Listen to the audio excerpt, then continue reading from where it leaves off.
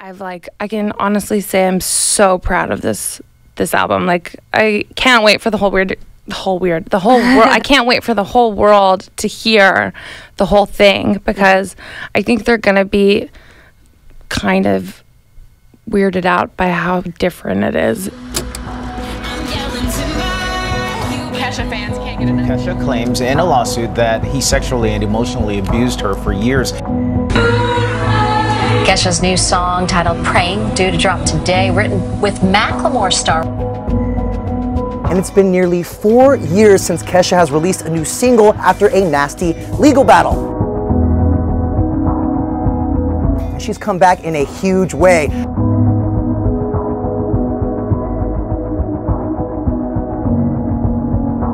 The singer has released a dramatic, eye-catching video for her new song, Praying, and announced that her new album, Rainbow, is due out August 11th. But it's also going into my psyche, so it's just kind of my mind, like, thinking all these thoughts of, like, wow, I never thought things would get this dark. Mm-hmm. And they do occasionally, you know? And that's how the brain works sometimes, and it sucks, but I do, and I've been super open about it, but suffer from depression. Animals, I have a surprise for you. Your support and love and kindness has gotten me through, hands down, the hardest time of my entire life. Kesha begins the visuals with a spoken word intro contemplating her current disposition. Am I dead, or is this one of those dreams? Those horrible dreams that seem like they last forever? If I am alive, why? Why? If there is a God or whatever, something somewhere, why have I been abandoned by everyone and everything I've ever known, I've ever loved?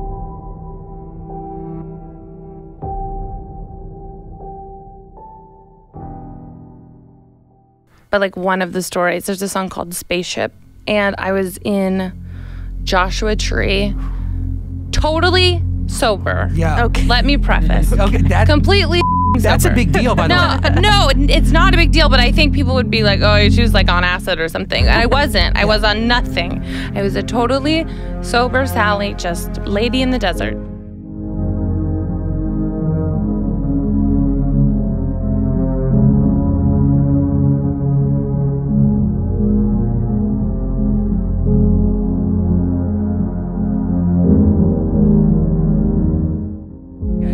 I look up in the sky, and there's a bunch of spaceships. I swear to God, there were like 5 to 7, and I don't know why I didn't like try to take a picture of it. I just looked at it. I was sitting on a rock, and I was like, well, what in the hell is that?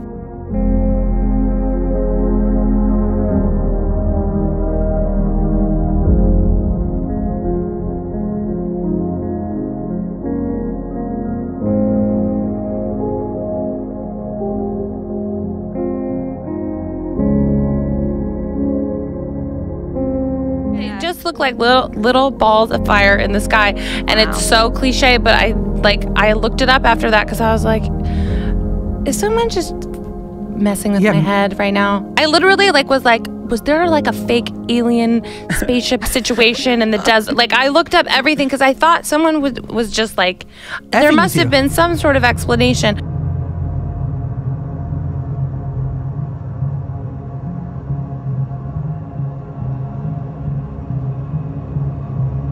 And after that, I was like, okay, so that's been a huge running theme on this album. Like, the cover of my album has a bunch of spaceships. It like really hit me where I was like, wow.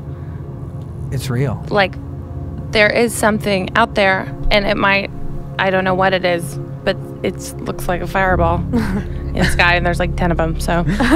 That's crazy.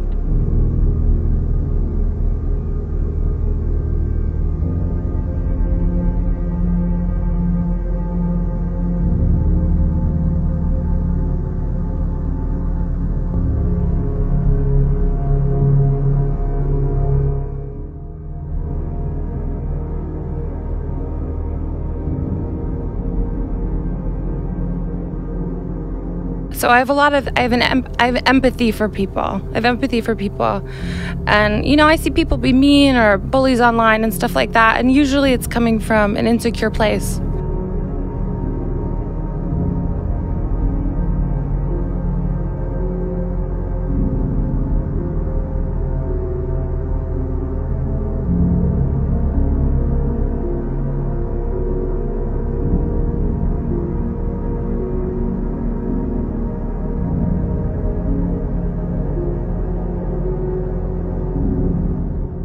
If you're resentful, that's like drinking poison, you know? Yeah, it continues. And does nothing to the other person. It's just like you're poisoning yourself. So it's really the best thing you can do is just forgive and heal and move on. Is forgiveness important to happiness?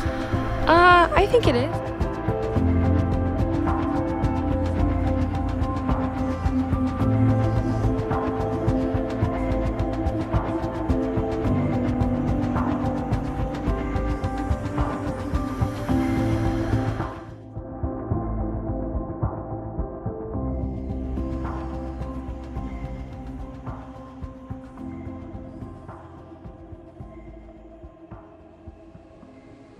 It might be taking you somewhere even more magical than you could imagine. You believe in fate, and you believe that you kind of have to give up to the universe a little bit.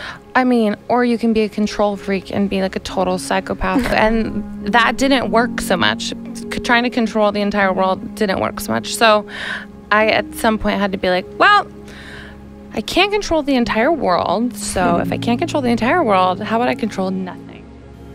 What if you grew up and everyone looked up to you and worshipped you?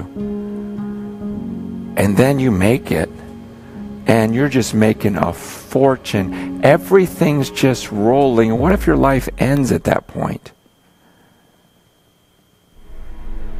Like what the Bible says, you forfeit your soul, but you gain the world?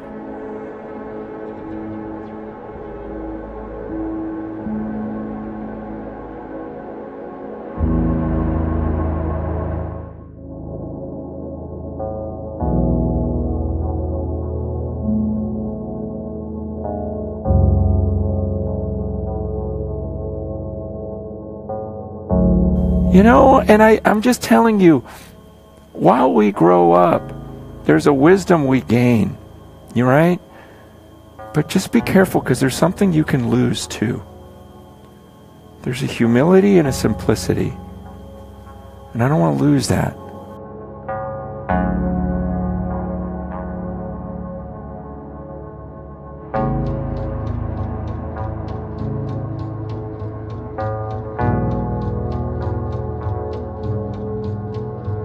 Jesus is walking with that rich young ruler, and Jesus says, just sell everything, give it to the poor. And the guy goes away sad. It was like Jesus just feeling sorry for the guy, like, oh, it's so hard when you have so much, because then you just feel like you don't want to give that up. It puts you at this serious spiritual disadvantage.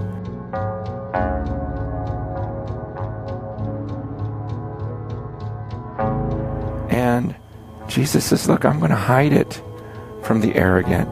He goes, in fact, I oppose the proud, and I give grace to the humble. God is so anti-pride.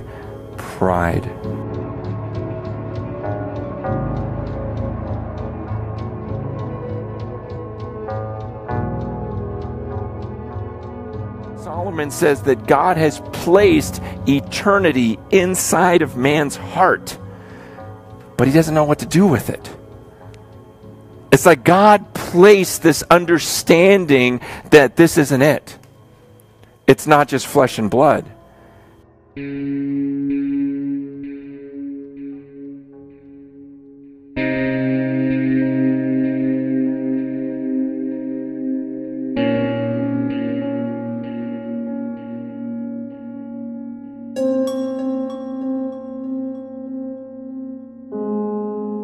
I do believe there's a God.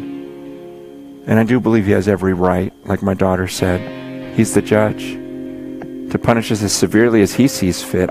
He decides what's fair, not me. And I do believe that God is also a God of mercy and love, which blows my mind to think that he wanted to show one act of love that would just surpass everything that's ever happened on this earth.